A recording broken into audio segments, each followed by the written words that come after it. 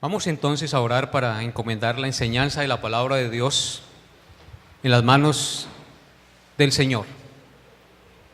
Les invito a inclinar su rostro con reverencia y a rogar al Señor que nos hable por su palabra. Padre Santo y bueno, en esta hora de la mañana venimos ante ti con un corazón dispuesto, humillado, reconociendo tu grandeza, tu poder y tu señorío por sobre todas las cosas. Venimos ante ti, Padre, porque solo tú puedes hacernos capaces y aptos para toda buena obra. Te ruego en esta hora, oh mi buen Dios, que dispongas el corazón y la mente de todos mis hermanos, de todos los que escuchan la palabra de Dios, para que reciban tu mensaje y puedan ser edificados de una manera agradable y santa en sus vidas.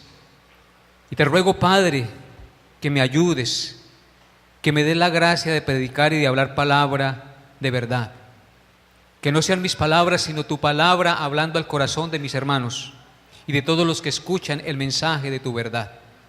Porque solo tu palabra edifica, porque solo tu palabra santifica, transforma los corazones. Bendito seas por siempre, muy buen Dios, porque no somos capaces por nuestra propia fuerza ni por nuestra propia prudencia, sino que nuestra competencia proviene de ti. Ayúdanos, Señor, y ayúdame, Señor. Te lo imploro en el nombre de tu Hijo Jesús.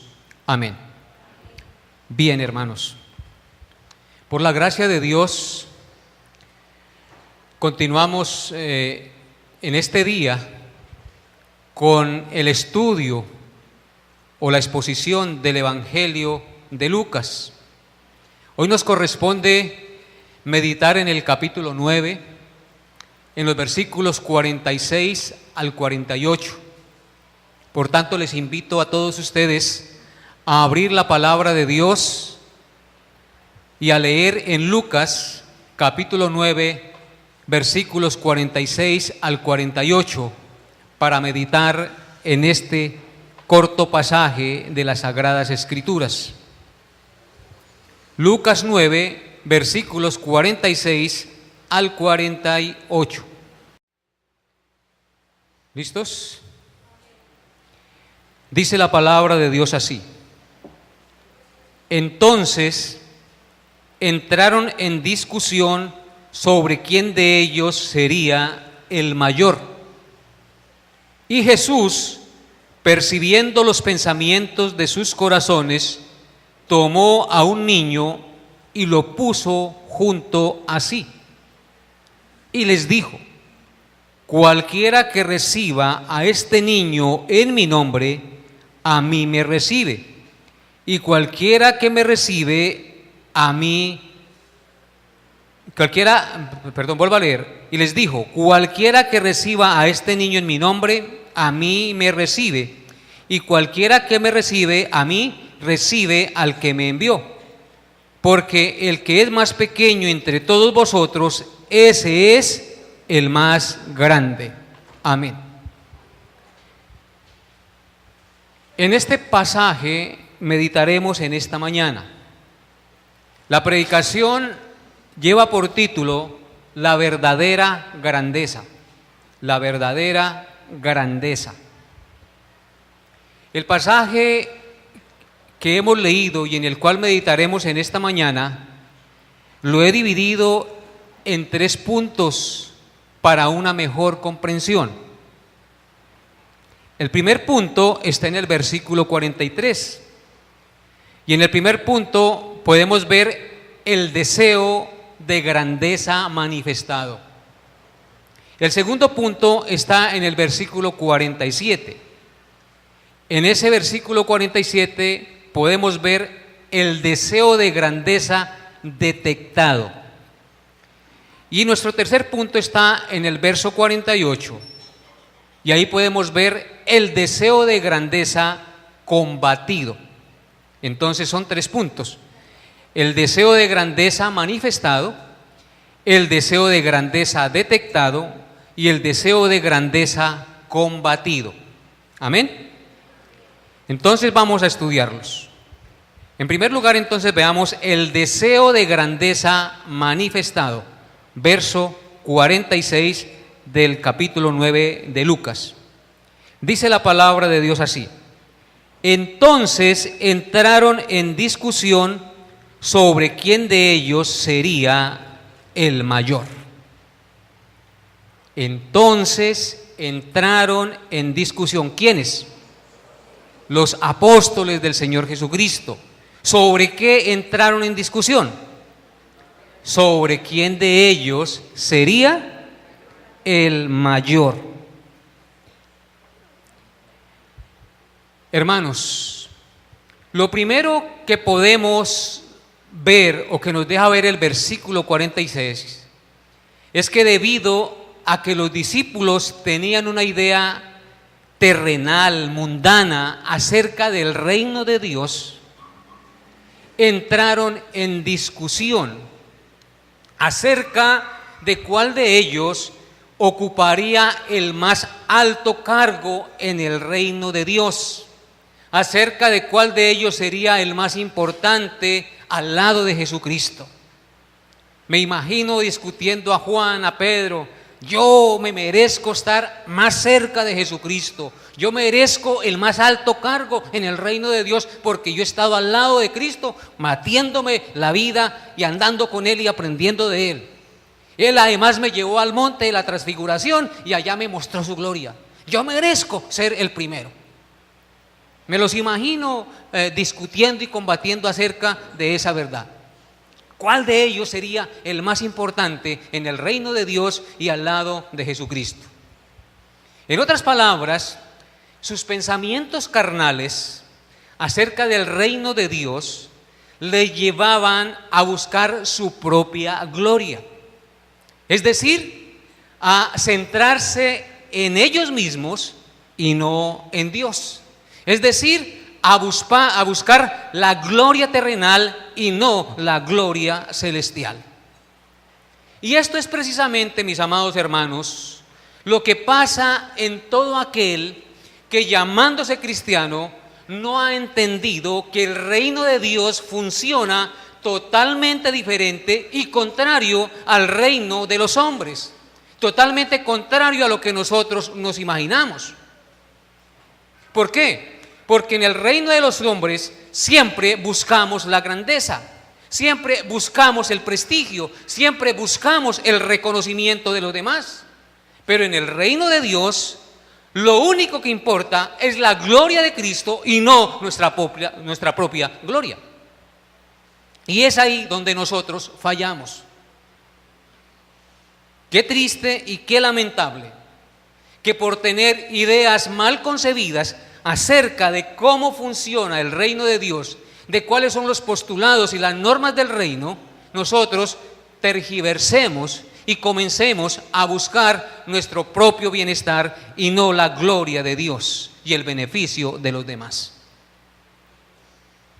Por eso Cristo, mis hermanos, dijo a sus discípulos que su reino no es de este mundo. Él dijo en Juan 18:36 lo siguiente: respondió Jesús y dijo: mi reino no es de este mundo. Si mi reino fuera de este mundo, mis servidores pelearían para que yo no fuera entregado a los judíos, pero mi reino no es de este mundo. Para los discípulos de Cristo era inconcebible que su rey, que su Mesías, que su Salvador fuera a la cruz y fuera entregado en manos de los judíos, de los escribas y los fariseos y del Imperio Romano para ser crucificado como un malhechor. Pero Cristo les había dicho que era necesario que el Hijo del Hombre fuera entregado en manos de pecadores y padecer mucho y morir en la cruz y resucitar al tercer día. Ellos no podían concebir eso. Para ellos, Cristo debía llamar un ejército de hombres, ponerse al frente e ir y combatir con caballos y con carros al ejército romano para librarlos de la esclavitud romana. Eso era lo que ellos concebían. Y ellos se imaginaban al lado de Cristo, ocupando los altos cargos de mando. Pero Cristo les dice aquí, su reino no es de este mundo. Si mi reino fuera de este mundo, mis servidores, o sea, mis ángeles, pelearían para que yo no fuera entregado. Pero mi reino no es de este mundo, porque yo no vine a salvar la vida, sino a perderla por causa de los pecadores. Porque si el trigo o el grano de trigo no cae en tierra y muere, no lleva ¿qué? Fruto. Pero si el grano de trigo cae en tierra y muere, este lleva mucho fruto. Ellos no podían entender que a través de la muerte y la resurrección de Cristo, Cristo asestaría la estocada mortal y definitiva al reino de las tinieblas. Ellos no podían entender que Cristo hablaba de un reino espiritual y no de un reino terrenal. Y entonces por eso tenían esas discusiones entre sí. Ellos no podían entender que el reino de Dios no es comida ni bebida, sino justicia, paz y gozo en el Espíritu Santo. Es totalmente contrario a lo que nosotros nos imaginamos. Entonces, hermanos, podemos ver cómo los discípulos, a pesar de haber visto los hechos gloriosos y maravillosos de Cristo y de haber recibido sus maravillosas y preciosas enseñanzas por mucho tiempo, aún no habían entendido que el reino que Cristo predicaba era radicalmente contrario al reino terrenal, que para poder vencer el pecado y la muerte, Él tenía que morir. Pensemos por un momento en esto. No por estar o no necesariamente asistiendo asiduamente a la iglesia, quiere decir que ha entendido el propósito de la muerte y la resurrección de Cristo. Estos discípulos habían visto los milagros gloriosos, resucitar muertos, sanar enfermos, leprosos, calmar tempestades, multiplicar panes y peces, alimentar a más de 7,000, 8,000 personas a la vez, con 2 panes y 3 peces. Todo eso lo habían visto. Habían visto cómo había echado demonios el Señor. Mas, sin embargo, ellos se imaginaban ser los más grandes y los de mayor renombre en el reino. No habían entendido la palabra de Dios. No habían entendido que en el reino de Dios todo funciona al contrario. Que el mayor no es el que tiene más prestigio, sino que el mayor es aquel que sirve, que es menor que todos, que se humilla, hermanos. No habían entendido. Así también pasa muchas veces entre nosotros.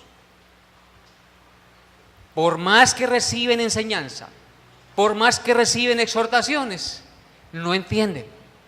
Necesitamos pedirle al Señor su gracia, su misericordia, para que pueda destapar nuestros oídos espirituales y poder ver y entender en qué consiste el reino de Dios. Amén. Lo segundo que podemos ver en este versículo 46 son las consecuencias del deseo de grandeza. ¿Qué causa en una persona, en un discípulo de Cristo, los deseos de grandeza? Los deseos de grandeza simple y llanamente son la manifestación de orgullo. O sea que deseos de grandeza igual a ¿qué? A orgullo. Y siempre que el orgullo o los deseos de grandeza se manifiestan, hay consecuencias, hay destrucción. ¿Qué pasó cuando se manifestó el orgullo entre el grupo de discípulos?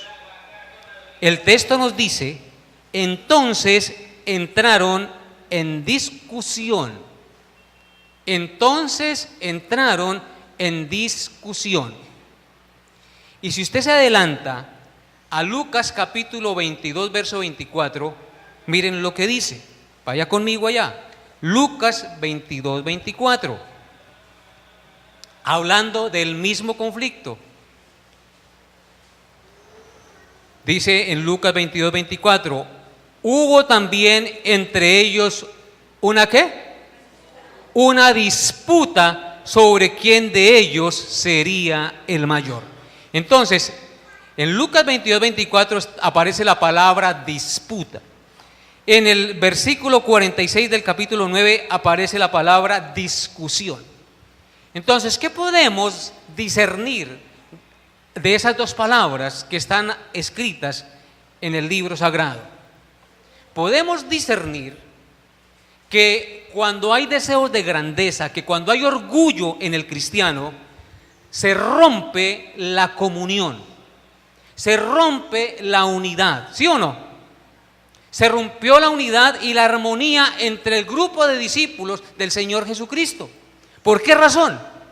Porque querían ser los mayores, porque se estaban disputando el más alto cargo. Es que yo me lo merezco. No, es que yo me lo merezco. Y el otro decía, no, un momentico, soy yo. ¿Qué se está creyendo usted? Entonces, esa disputa del deseo de sobresalir, del deseo de querer ser grande y ser alabado de los demás, hace que venga la desunión, que se rompa la unidad, que se dañe la armonía en el grupo de los discípulos del Señor. En otras palabras, los deseos de grandeza o el orgullo destruyen las relaciones interpersonales. De pronto, dos hermanas en la iglesia que antes compartían, se reían, se sentaban juntas, charlaban, se contaban las cosas, de un momento a otro ya no se saludan y la una se sienta en una esquina y la otra en la otra esquina y ya no se quieren ni mirar ni pasar palabra. ¿Qué pasó con esa unidad y esa armonía? Orgullo, porque los problemas prácticamente se dan por el orgullo. No hay perdón por la falta de humildad. No hay perdón porque aflora el orgullo y no quiero ceder ante la ofensa del otro. El orgullo daña las relaciones entre los amigos más consumados. El orgullo destruye la unidad entre los hermanos en la iglesia. El orgullo también destruye las relaciones matrimoniales. De pronto el esposo dice algo a la esposa no le gustó, la esposa se ofende, se indigna, el otro le pide perdón, pero ella, no, yo no lo perdono. ¿Y se dañó qué cosa? La relación. ¿Por qué? Por su orgullo, porque el orgullo destruye las relaciones, destruye la unidad. Y esto es precisamente lo que nos muestra el verso 46, que entre los discípulos se dañó la unidad, se rompieron las relaciones que Cristo no quería que se rompieran. ¿Por qué? Porque salió a flote el deseo de grandeza, el deseo de ser más que los demás. Por el orgullo se divorcian los matrimonios, porque ninguno quiere ceder. Es que yo tengo la razón, yo no se lo perdono, porque ofendió mi dignidad. No sabe con quién se metió. ¿Qué es eso? Afloración de orgullo. Orgullo, mis hermanos. Porque cada uno quiere imponer su punto de vista sobre el otro y ninguno cede. Si nosotros fuéramos humildes y al igual que Cristo nos perdonáramos los unos a los otros, viviríamos ¿cómo? En armonía, mis hermanos. Si dejáramos las ínfulas de grandeza, es que me ofendió, es que estoy tan indignado, dicen algunos. Tenemos unas ínfulas de grandeza, hermanos, que no podemos con ellas. El único grande, el único digno, el único santo, al único que debería temer ofender, ¿era quién? a Cristo nuestro Señor. Hermanos, cuando una persona se deja dominar por el orgullo le hace ver las cosas al revés. ¿Por qué razón? Porque cuando una persona está llena de orgullo, ella cree que va hacia arriba. Ella cree que lo que está haciendo es correcto. ¿Sí o no? Que cuando uno está lleno de orgullo y otro lo ha ofendido, uno cree que con no perdonar, que con mantener bravo, está haciendo lo correcto. ¿Qué está pasando? La verdad es que en lugar de ir hacia arriba, y la verdad es que ella no está haciendo lo correcto. Ella en lugar de ir hacia arriba, va hacia ¿dónde? Hacia abajo. Porque en vez de estar edificándose, se está destruyendo a sí misma con esa raíz de amargura en su corazón. Tenemos que erradicar los deseos de grandeza, los deseos de aparentar y de querer ser reconocidos, hermanos. Cristo, siendo Dios, no le importó dejar su trono de gloria y venir a humillarse para perdonar nuestros pecados. Si queremos un ejemplo de humildad, de negación al yo, ese es Jesucristo. No estimó el ser igual a Dios, dice allá en Filipenses capítulo 2, como cosa a que aferrarse, sino que se despojó a sí mismo, tomando forma de siervo, hecho semejante a los hombres, y estando en la condición de hombre, se humilló a sí mismo, haciéndose obediente hasta la muerte y muerte de cruz. Después de que hizo eso, dice el texto, por lo cual Dios también lo exaltó hasta lo sumo y le dio un nombre que es sobre todo nombre. Si usted quiere ser exaltado, tiene que ¿qué? Humillarse, mis hermanos, porque el que se enaltece será ¿qué? Humillado, pero el que se humilla será enaltecido. Aleluya. Miren lo que dice Proverbios capítulo 25, versículo 27. Proverbios 25, 27.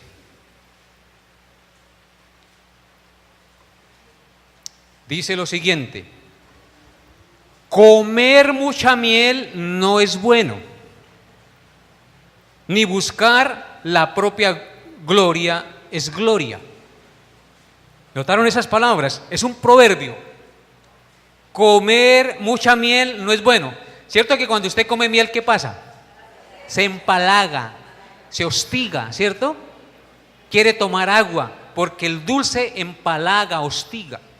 Dice, así también no es bueno buscar su propia gloria. ¿Por qué? Porque se empalaga, porque se ahita. No es bueno buscar la propia gloria. Lo único que nos debe interesar es ¿qué cosa? La gloria de Dios. Y que todo lo que hagamos, lo hagamos para la gloria de Dios. Los discípulos estaban buscando la gloria de Dios, queriendo ser el más grande en el reino de Dios. Contésteme. Claro que no. Ellos estaban buscando su propia gloria y no la gloria de Cristo. Noten cómo los deseos de grandeza nos hacen olvidar del objetivo primordial en el que debemos enfocarnos. Miremos nuestro segundo punto. Los deseos de grandeza detectados. Los deseos de grandeza detectados. Versículo 47. Y Jesús, percibiendo los pensamientos de sus corazones, tomó a un niño y lo puso junto a sí. El texto del versículo 47 nos dice que Jesús, percibiendo los pensamientos de sus corazones. Esto nos indica que el único que puede descubrir nuestro pecado y hacernos entender la maldad de nuestro pecado y de nuestro corazón es ¿quién? Jesucristo. Dice, y Jesús percibiendo, ¿qué cosa? Los pensamientos de sus corazones. Mire, el pecado nos enceguece tanto que nosotros no podemos percibir nuestro propio pecado y creemos que estamos obrando correctamente.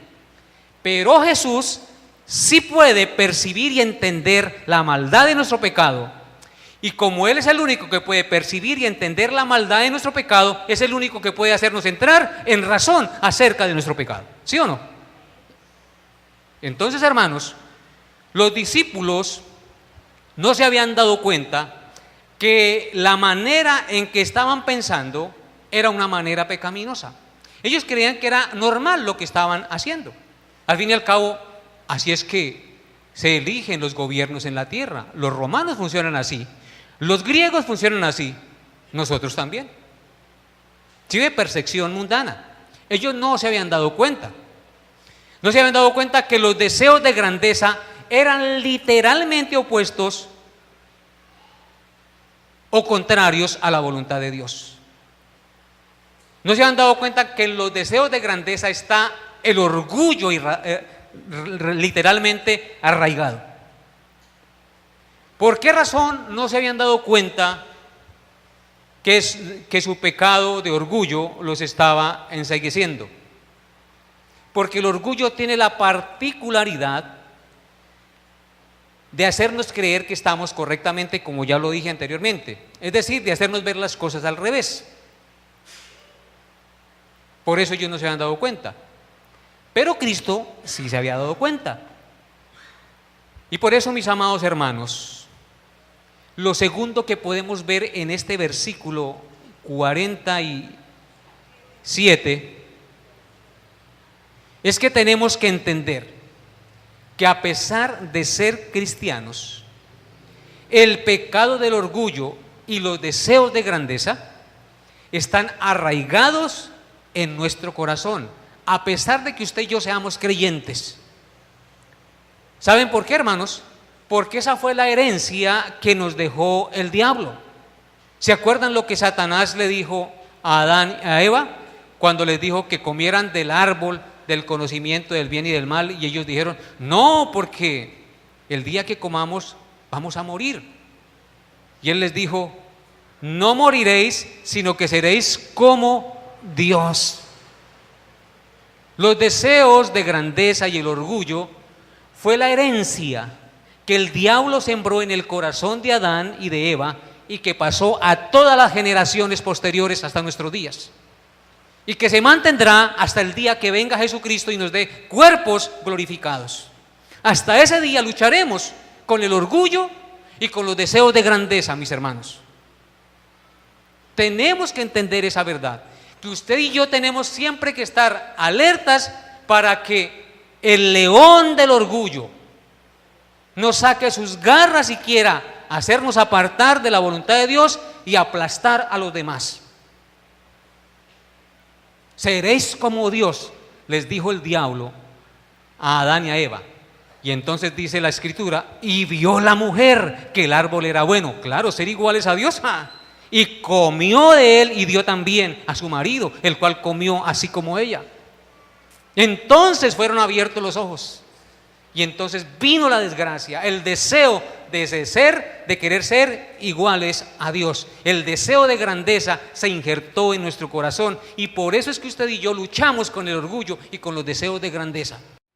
Pero hay gente que no soporta que los demás los ignoren. Ellos viven del aplauso de los demás. Pero el verdadero hijo de Dios vive del aplauso de Dios, vive de la gloria de Dios. No vive para su propia gloria, vive para Dios. Solo hasta que Jesucristo nos hace ver el orgullo de nuestro pecado, de nuestro perverso corazón, no podemos entenderlo y ser librados de este mal. Necesitamos de Cristo cada día, como necesitamos del aire para respirar. Porque si no, el orgullo pronto aflorará y querrá controlarnos, hermanos, y hacernos torcer del camino recto y del objetivo que debemos mirar. En tercer lugar, miremos los deseos de grandeza combatidos. ¿Cómo combate Dios el orgullo en sus discípulos y en nosotros? Eso es lo que nos indica el versículo 47 y 48. Digo 47 porque es la segunda parte del versículo 47. Dice: y Jesús, percibiendo los pensamientos de sus corazones, tomó a un niño y lo puso junto a sí. Y les dijo, verso 48, cualquiera que reciba a este niño en mi nombre, a mí me recibe. Y cualquiera que me recibe, a mí recibe al que me envió. Porque el que es más pequeño entre todos vosotros, ese es el más grande. El texto nos dice, mis amados hermanos, que Jesús tomó un niño. Cuando percibió la maldad de sus corazones, quiso corregir la maldad del corazón, los deseos de grandeza de sus discípulos. Y entonces tomó un niño pequeño y lo puso junto a él con el propósito de hacerles entender y corregir de manera gráfica el orgullo de su corazón. Jesús utiliza la imagen de un niño para enseñarnos una gran verdad.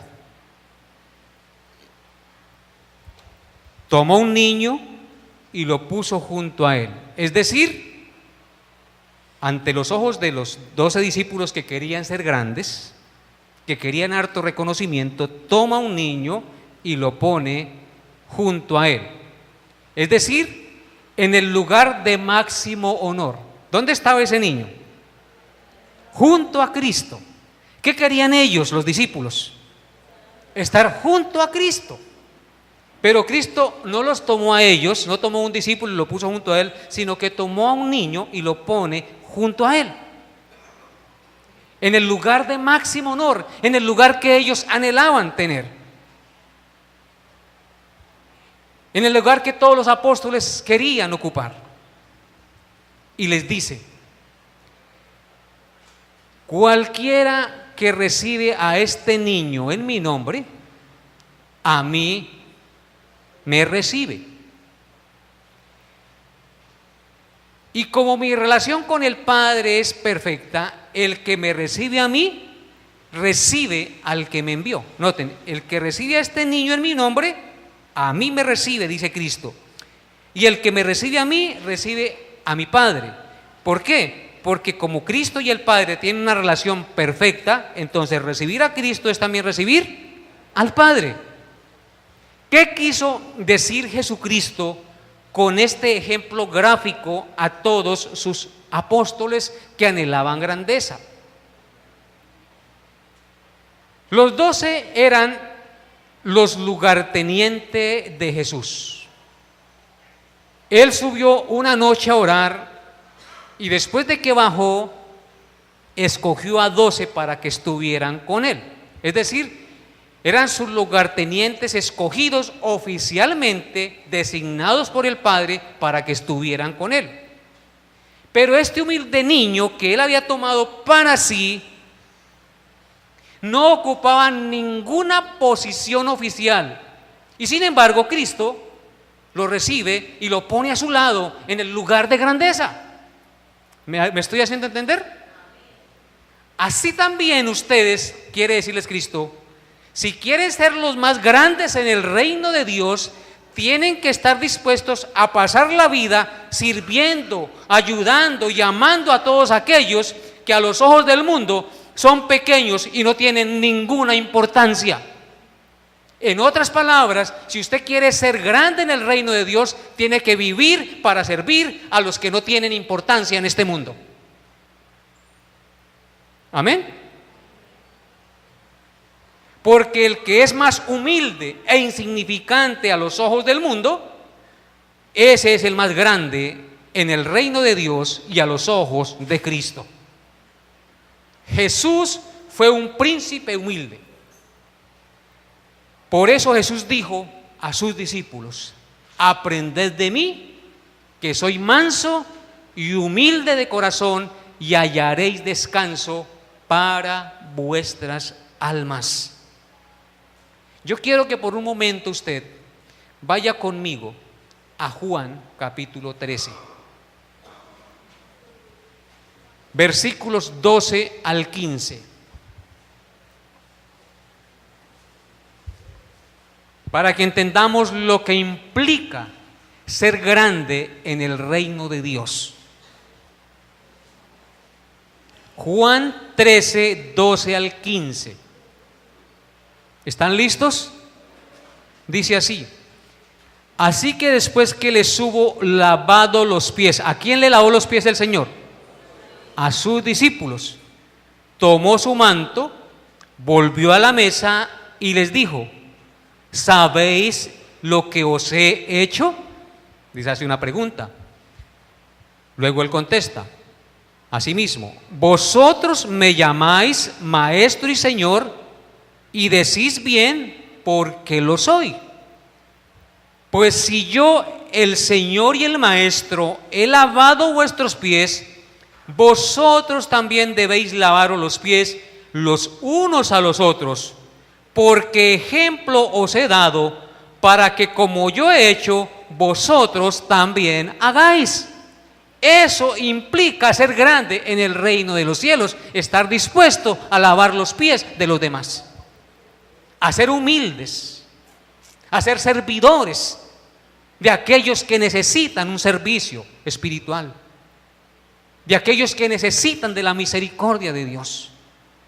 Y Cristo nos dio su ejemplo. El Rey del universo, el Rey de reyes y Señor de señores, no le importó tomar agua, una toalla, e inclinarse y lavar los pies sucios y rajosos de sus discípulos para enseñarles humildad y servicio. ¿Qué tan dispuestos estamos usted y yo para servir al que lo necesita? Cuando vemos un indigente nos produce asco.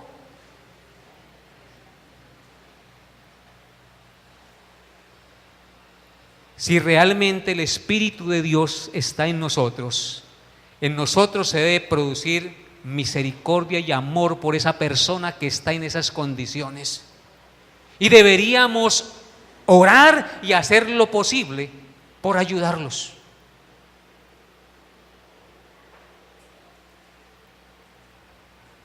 ¿Le produce indignación los actos pecaminosos de su hermano?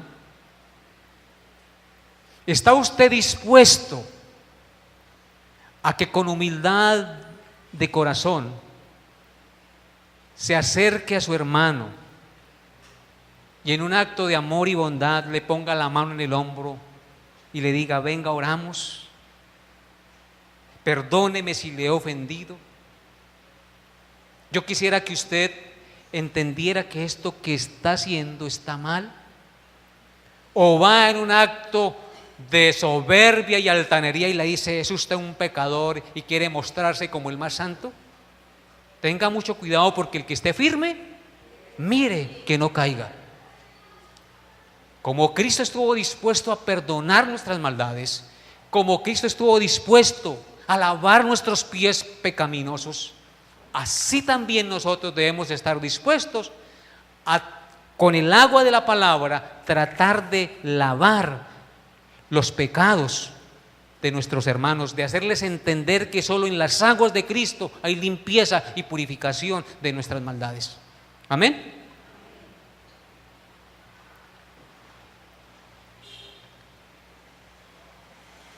Primera de Tesalonicenses capítulo 2. Encontré unas palabras, yo ya las había leído, pero son muy hermosas, que nos hablan de la manera en que Cristo trataba a sus discípulos, la manera en que Cristo los veía y la manera en que usted y yo debemos mirarnos como hermanos. Primera de Tesalonicenses 2, 7 al 8. A pesar de que nuestros hermanos tengan errores, tengan pecados, mire cómo Pablo miraba a los tesalonicenses. Primera de Tesalonicenses 2, 7 hasta el 8 dice: Antes fuimos tiernos entre vosotros, como la nodriza que cuida con ternura a sus propios hijos. Tan grande es nuestro afecto por vosotros, que hubiéramos querido entregaros no solo el Evangelio de Dios, sino también nuestras propias vidas, porque habéis llegado a hacernos muy queridos. Eso es lo que usted y yo debemos sentir los unos por los otros. El amor que una madre tiene por sus hijos, que la nodriza tiene por sus hijos.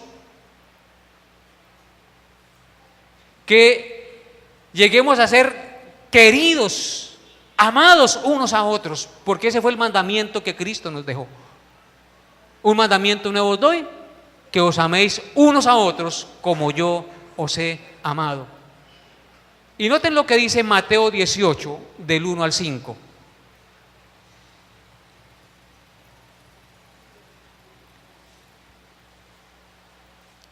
Mateo 18, del 1 al 5 dice: en aquel tiempo los discípulos vinieron a Jesús diciendo: ¿quién es el mayor en el reino de los cielos? Y llamando Jesús a un niño, lo puso en medio de ellos y dijo: de cierto os digo que si no os volvéis y os hacéis como niños, no entraréis en el reino de los cielos. Así que cualquiera que se humille como este niño, ese es el mayor en el reino de los cielos. Y cualquiera que reciba en mi nombre a un niño como este, a mí me recibe. Aleluya. Un niño es una persona indefensa. Un niño es una persona muy fácil de engañar. Un niño es una persona débil. Por lo tanto, un niño es una persona digna ¿de qué? De misericordia. Los niños necesitan guía y dirección. Por eso es que la sociedad nuestra está como está, porque los niños no han recibido la instrucción ni el amor de Dios en sus hogares. Los padres los han abandonado y los han dejado a su propia voluntad. Los niños tienen que ser recibidos de la manera que Cristo los recibió. Y si nosotros queremos ser grandes en el reino de Dios, tenemos que hacernos como niños, humildes, vulnerables, dependientes de Dios. Un niño es totalmente dependiente de sus padres. Si nosotros no tenemos esa actitud de dependencia de nuestro Padre Celestial, significa que nos estamos creyendo autosuficientes, que nos podemos valer por nosotros mismos, y eso es orgullo. Mis amados hermanos, para terminar, después de haber visto estos 3 versículos, por más cristianos que usted y yo seamos, por más maduros que estemos en el caminar de la vida cristiana, siempre habrá un tiempo en que el orgullo se manifestará en nuestras vidas. Tarde o temprano, entre la esposa y el esposo, entre padres o hijos, entre compañeros de trabajo, entre los hermanos en la iglesia, por más prudentes que queramos ser, las garras del orgullo saldrán a relucir para tratar de imponerse sobre el otro. Y tenemos que estar alertas con esas manifestaciones de orgullo. ¿Y por qué razón? Porque el orgullo es un león dormido, mis hermanos. El orgullo es un león dormido y latente en nuestro corazón. Y este león del orgullo, cuando menos pensamos, saca las garras y se manifiesta en nuestras vidas, por más cristianos y por más maduros que usted y yo seamos. Y lo hace de diferentes maneras. En este caso que estudiamos y que analizamos en Lucas 9, se manifestó en los discípulos con los deseos de gloria, los deseos de dominio, los deseos de grandeza, de querer ser más grandes. Solo escuchando el Evangelio, mis hermanos, día tras día, seremos humildes, porque el verdadero Evangelio confronta nuestro corazón y nos hace entender nuestro pecado y la necesidad de ser humildes. Si usted y yo no somos expuestos a la predicación del Evangelio, muy fácilmente el orgullo nos controla y nos manipula. Solo escuchando el Evangelio podemos aprender de Cristo, que es manso y humilde de corazón. Porque nosotros los seres humanos en nuestra condición caída siempre queremos gloria, y no nos digamos mentiras, siempre queremos gloria, siempre queremos reconocimiento. Cristo cuando dijo, cuando des limosna, no sepa qué, tu izquierda lo que hace tu derecha. Cuando ayunes, no demudes tu rostro para ser visto y recibir la gloria de los hombres. ¿Sí o no? Y cuando ores, ora en secreto, y tu Padre que está en secreto te recompensará en público. Cristo quiere a todas luces que usted y yo evitemos la gloria propia, porque solo la gloria le pertenece a Él y nada más que Él. Nosotros los seres humanos, por nuestra condición caída, mis hermanos, siempre queremos gloria, siempre queremos supremacía sobre los demás, siempre queremos ser los primeros en todo. Y no nos engañemos.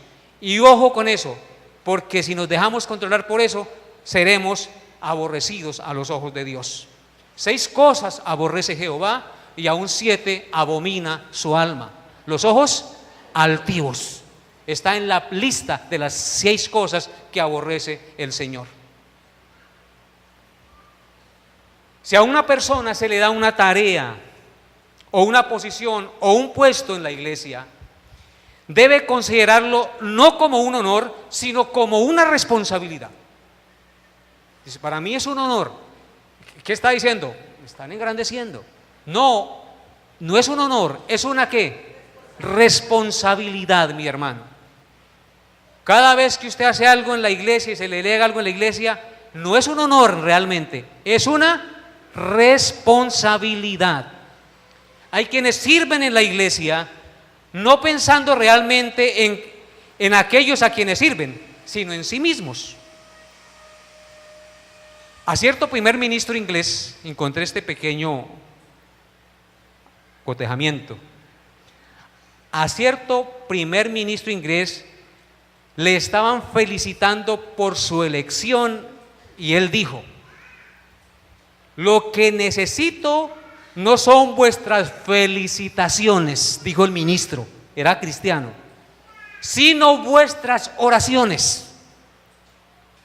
Lo felicito por el puesto que ocupó. No, hermano, yo no necesito de sus felicitaciones, yo necesito de sus oraciones para poder cumplir fielmente el mandato que Dios me ha dado, la posición en la cual Dios me ha puesto, para serle fiel. El ser elegidos para un cargo es serlo para un servicio, no para un honor, ni para una felicitación. Amén. Bienaventurados los pobres en espíritu, porque de ellos es el reino de los cielos. Amén.